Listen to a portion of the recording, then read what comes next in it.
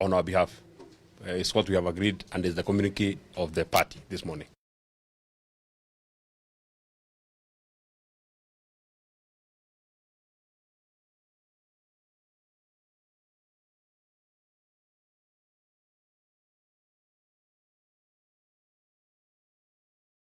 Gathered as members of the Democratic for the Citizens Party. We have leaders from across the country, and we'd like to issue the statement as follows. We, the DCP, we wish to address ourselves to the nation of Kenya and the patriotic citizens of our beloved country as follows.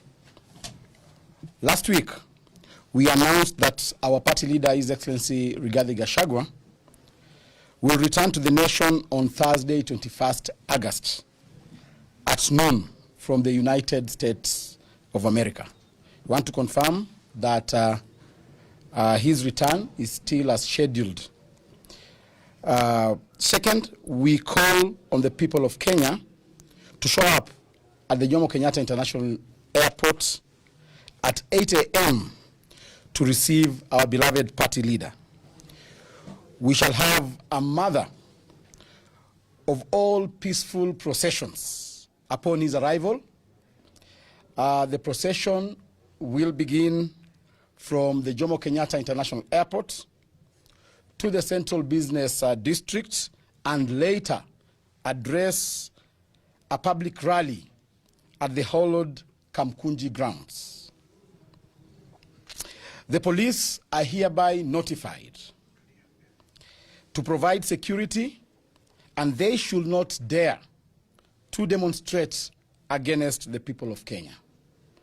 We have done a letter to the Inspector General notifying him of the said activity.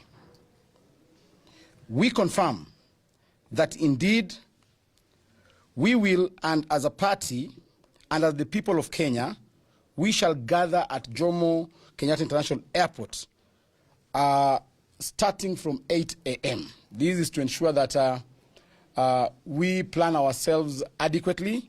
We have people traveling from across the country, all the way from Tesoland, from Luoland, and therefore we want to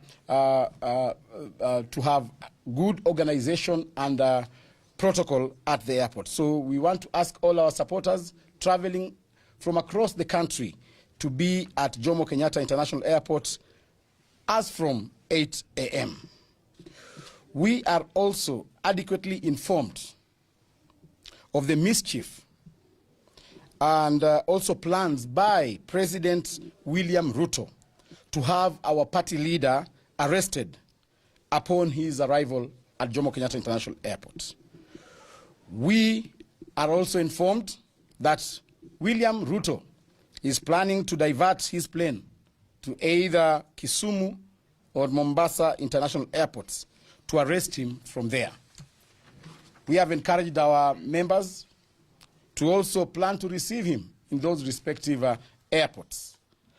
We want to be very particular and candid on this matter. Take notice that any attempt to arrest Honorable His Excellency Rigathi Gachagua, once he lands in the country, will be met by our supporters across the country. We have asked our supporters to be on standby.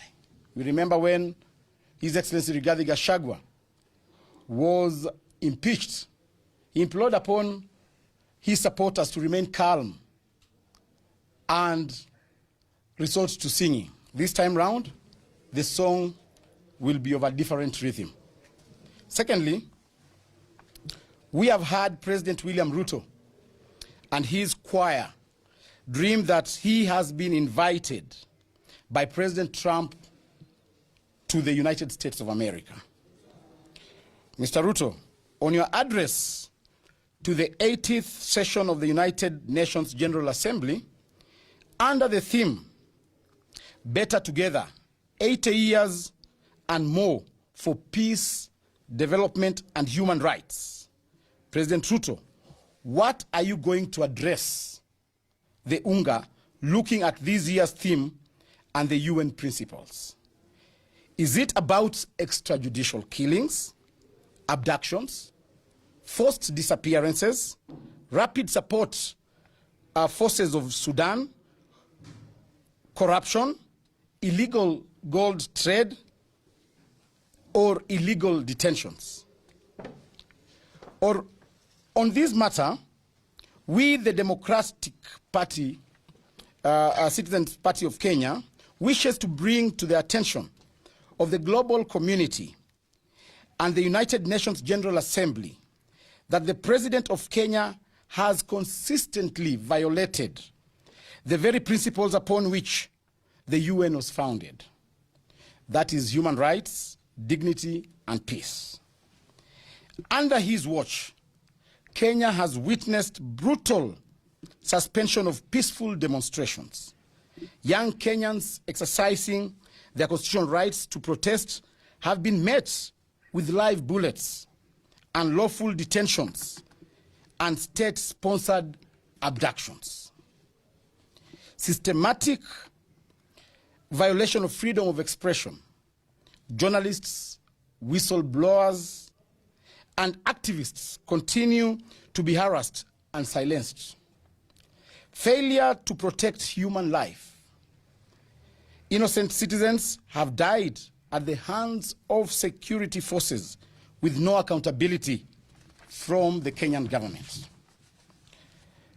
The UN Charter, the Universal Declaration of Human Rights, and the multiple treaties Kenya is a signatory to all demand protection of fundamental freedoms. Yet, the President of Kenya seeks to parade himself as a statesman before the international community, while his regime is guilty of bloodshed at home. We therefore join the young people of Kenya in petitioning the United Nations not to grant Mr. William Ruto the honor of addressing the upcoming convention. Doing so would amount to legitimizing dictatorship, tyranny, and betraying the young, the women, and the people of Kenya, whose only crime was demanding their rights, justice, and accountability. We therefore call upon the UN General Assembly to review his eligibility to speak on matters peace and human rights.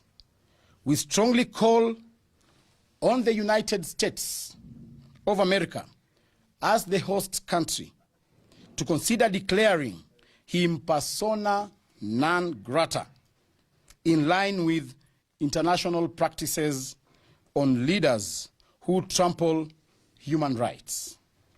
We demand that the global civil society and partner nations join in boycotting and condemning any platform extended to Mr.